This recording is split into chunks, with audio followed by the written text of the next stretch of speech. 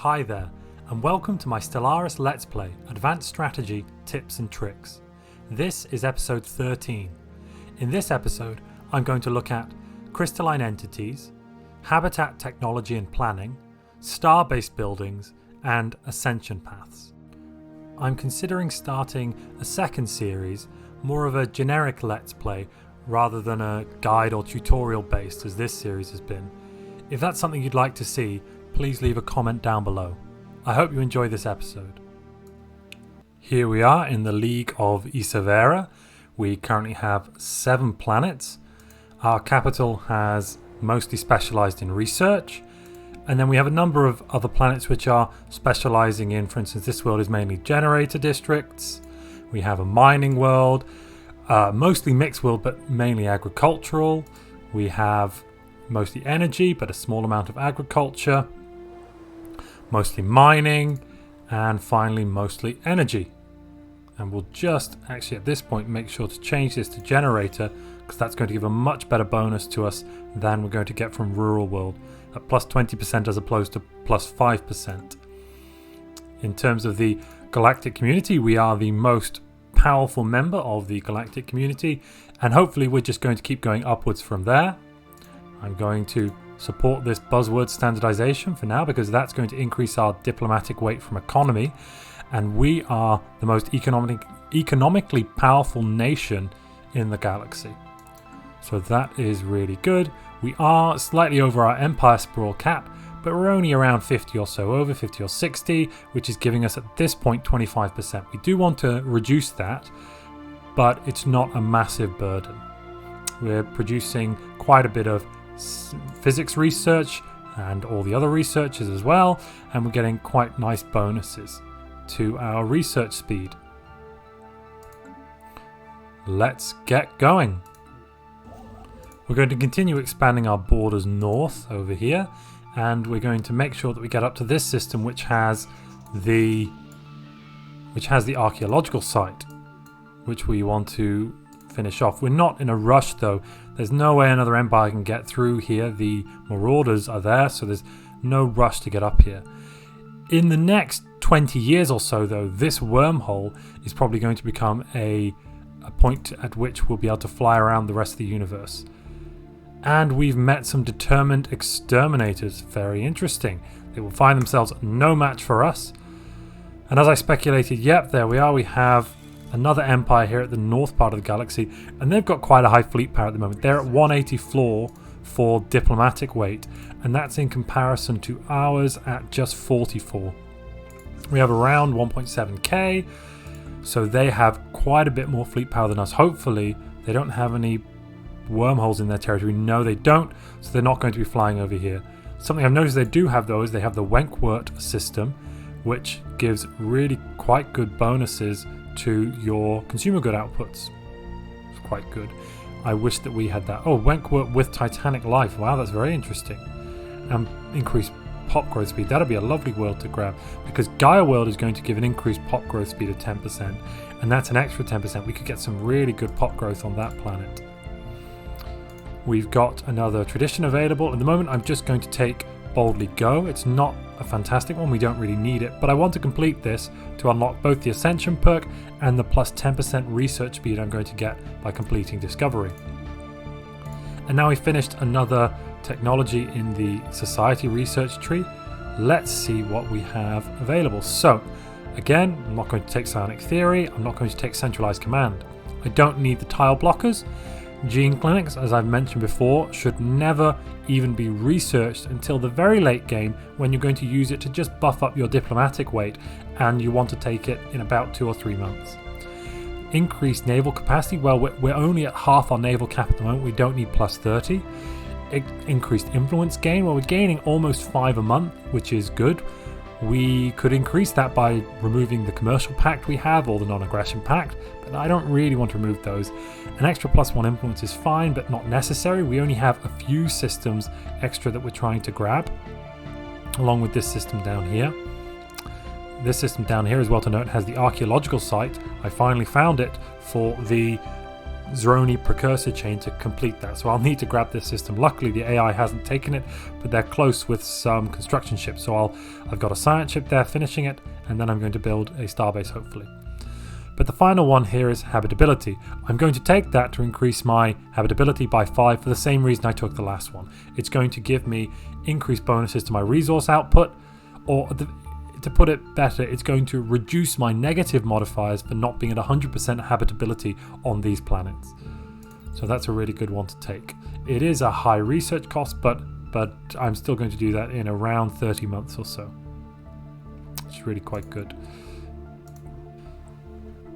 Now we've got some interesting choices here in the research. So the one that jumps out at me straight away is Orbital Habitats. Now orbital habitats are essential in the mid-game to keeping up with other empires' expansion. So other empires are going to be around, and they will probably, some of them will still have worlds that they can colonize.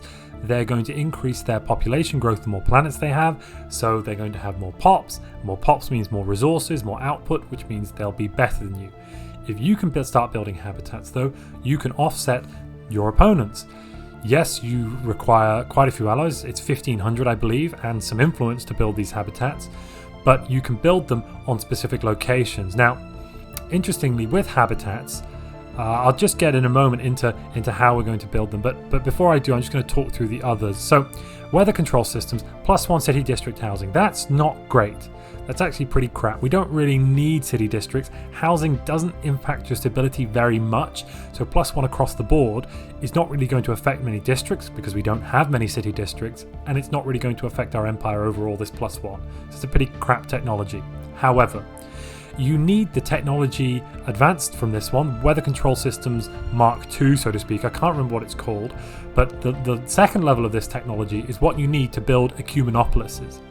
And an ecumenopolis is fantastic for alloy production, or for consumer good production, or for anything really. It gets fantastic pop growth bonuses. You can fit a massive number of pops on that planet. So whilst this technology isn't great, the technology along from it is really quite good. Increased destroyer build speed, well, that's fine, that's nice, but we don't really need that right now. Increased mining station output, that's good. It's also very cheap here at 3000 research base, so that would be finished quite quickly, and it would give us a reasonable little buff to our economy. Fusion missiles, so I'm actually not going to take fusion missiles. What I'm going to do is I'm going to take torpedo technology, because torpedoes are fantastically better than missiles.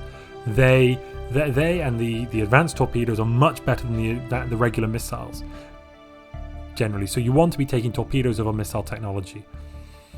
And this technology isn't going anywhere, so I'm going to be taking habitats. Now, when you're building habitats, you want to make sure that you first off turn on the details map mode on here, because you want to be placing your habitats in very specific locations. So, for instance, this system here has a planet here, a molten world with some society research. That means that if I were to build a habitat orbiting this planet, I could build the research districts on my habitats. And research districts are a district which provides 3 researcher jobs and 3 housing. So I could build a research orientated habitat which would have similar bonuses to a ring world with a research district there. On the other hand, if you build a habitat orbiting a world with, let's see, for instance, some minerals, you can build mining bays. They provide 3 housing and 3 mining jobs. And on a world with energy, for instance this world here, you can build technician districts or energy districts that provide technician jobs, 3 housing and 3 technician jobs. That is the only way that the place you build your habitat affects the habitat. It changes one of the districts. All habitats will have the housing district available, they'll all have the clerk district available, and they'll all have the entertainment district available. Something to note as well is you'll want to be building some fortress habitats. Now I talked about those a little bit in my last video. So some interesting locations for a fortress habitat would be, for instance, over here, I could build a fortress habitat I could build a habitat on this world and then cram it with fortress buildings.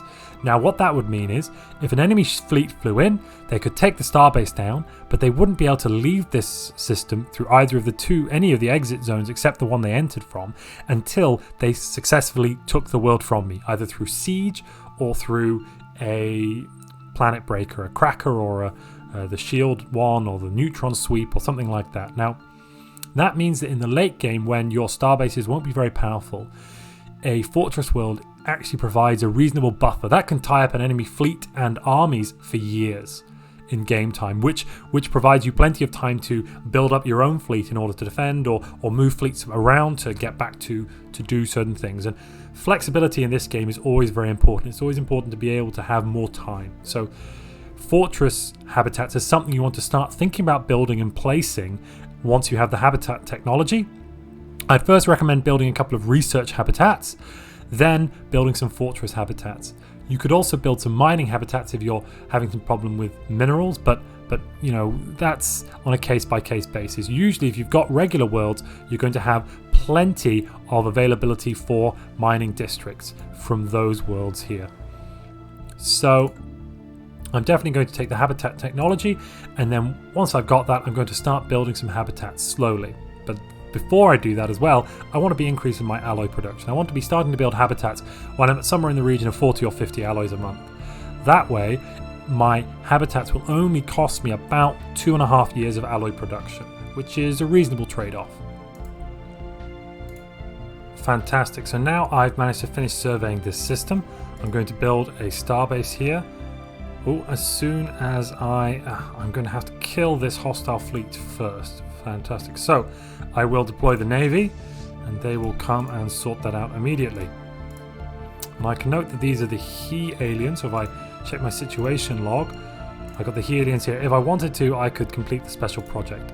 The Omicron aliens, I believe, are possibly this one.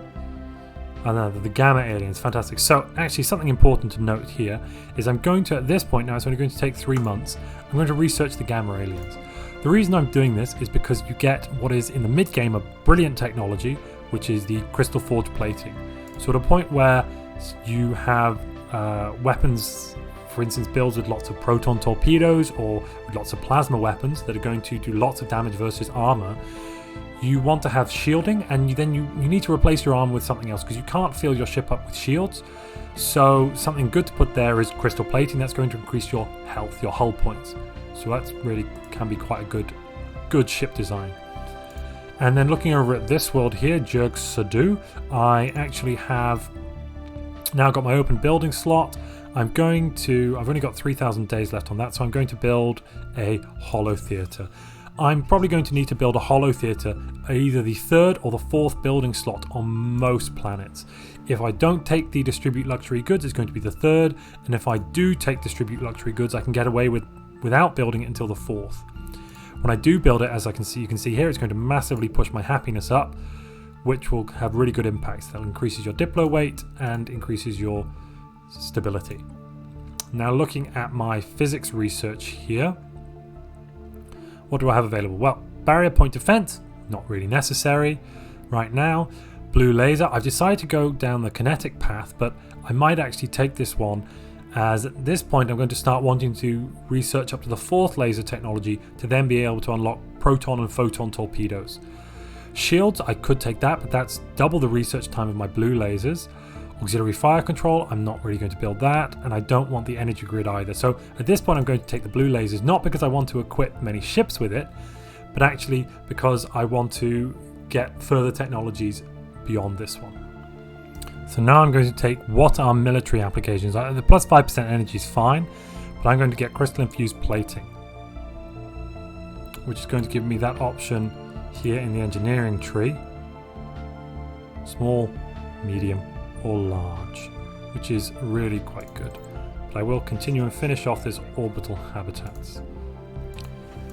The starbase in our home system now has been upgraded, which is really good. So I am going to build a shipyard, another shipyard. This starbase over here I'm going to build a trade hub on, and that then means if I go to my details map mode, I can see that starbase will be able to collect trade from here. So I can now remove the trade hub there.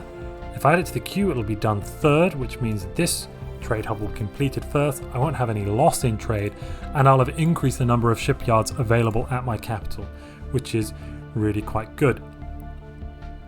Looking at the buildings available in my starbase, we can see that some of them are really quite useless. So the hydroponics bay, 3 extra food, that's pretty crap. It's going to cost me 50 alloys to make it, and it's going to use up one of these building slots. Not good. Resource silos, on the other hand, are great. That allows you to stockpile more and more resources. In the mid to late game, I'm going to go around all of my star bases and probably put one of these resource silos on when I start getting to the point where I've filled up any of my resource categories. At least 1, possibly 2. Nebula refineries, pretty rubbish, just 6 extra alloys. Black hole observatory though, that's great, that's 10 science. 10 science is really quite good. The defense grid supercomputer, an extra 8 defense platforms, that is okay. You can increase your defense platform cap on your starbase, so that's good, but usually starbases in the mid to late game aren't very defendable. They are usually much lower power than an incoming fleet, so you actually really want to have fleets to fight other fleets. It's going to be a lot more expensive for you to build up a very strong starbase which is static and build up lots of defense posts, spam defense outposts, which I really wouldn't recommend doing all over the place, as opposed to building one mobile fleet that can move between locations. Target uplink computer, that's going to increase the weapon range on the starbase. That's definitely good. That's going to mean you can engage the enemy at a further distance, but again, that won't negate something like a carrier being able to fight you at outside of your range. You'll still be outranged by carrier cruisers. Curator think tank, that's really good. I'll probably even build a starbase over here on this curator station and then pop a curator think tank on for the extra 15 science.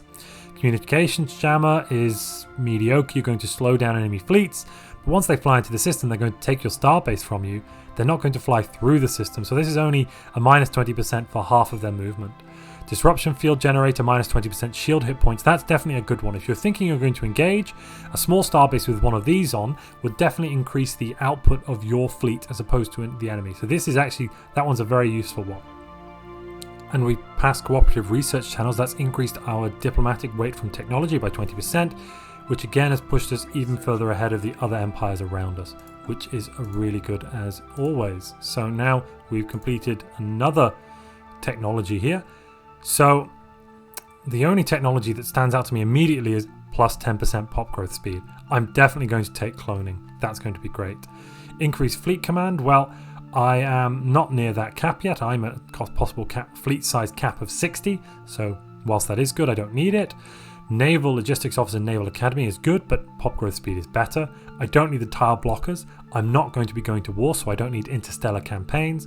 And these bottom two, again, I'm not really going to be taking right now. So I'm going to increase my population growth speed by 10%. That's fantastic. And on this planet here, my generator world, I am going to build another alloy plant. And I will be building that to increase my alloy production, which will be very useful. So we've finished our habitat research and we're going to see what we have available. So gas extraction wells, allowing us to extract exotic gases. We have one system up here that would be useful in, so that might be a good one to take. Now we have improved structural integrity, plus 500 hit points on defense platforms. That's fine. We don't really have any defense platforms though, so not very useful. Autocannons. The autocannons would be great. They would go great on our destroyers and also on our corvettes. Now, whilst that is really good, alloy megaforges is even better. That's going to allow us to increase our metallurgist jobs by 3 per building slot at the cost of only an extra volatile mote. So I'm really going to probably take this one. And then we've also got space torpedoes. Space torpedoes as well, as you can see here, much better than your generic missiles. They do have a long cooldown, but their initial hit is very high.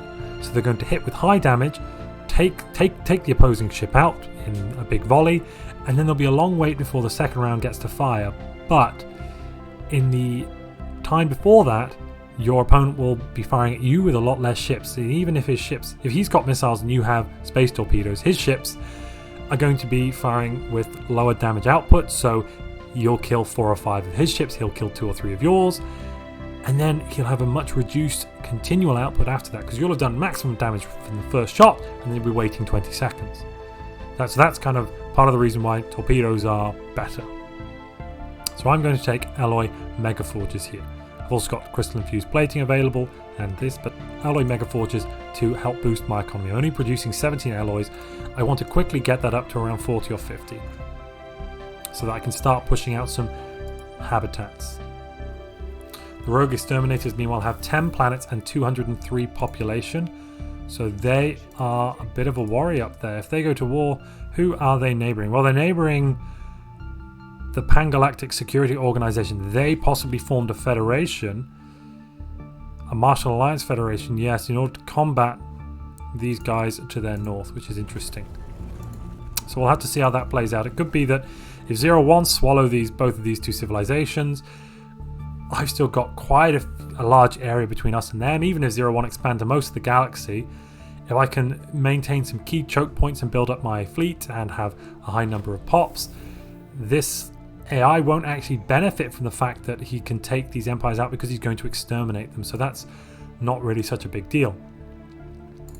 Now I'm going to take the last tradition in Discovery, which is great. And let's see what we have available to us here. So we have some interesting perks available. I'm now going to be trying to take one of the Ascensions. So I'm going to be going down the Flesh is Weak path. That's going to be a synthetic Ascension. That's the most powerful Ascension at the moment. The problem with it is that it's the slowest one to get going, really. There are the other two, the biological Ascension path, which gives you lots of... first off, you're going to get engineered evolution, which allows you to have the clone bat building plus 33% pop growth, which is great. But plus 33% pop growth is equivalent to plus 1 pop growth. That's not as good as building a robot at plus 2. So robots are just better than evolution. Psionic are good, you can get good traits, but it's not really... And you can also interact with the void, with the warp, with the chaos gods, basically. And now that's alright, but that's not going to be that useful. So I'm going to, in this playthrough, definitely go with the Flesh is Weak, increasing my pop assembly speed, decreasing my output, and it'll also give me the ability to take the Flesh is Weak, which will take a long time. I'm not going to do it yet. I'm going to wait a little bit until this is taking around 50 months, and then I'm going to do it then. Or if I have really bad technologies available. At the moment I really want this alloy megaforge, so I'm not going to prioritize the synthetic Ascension. That is where I'm going to leave this episode. If you've enjoyed it, please leave a like. If you've got any feedback for me, please leave a comment. And if you'd like to see more content like this, please subscribe. Thanks for watching.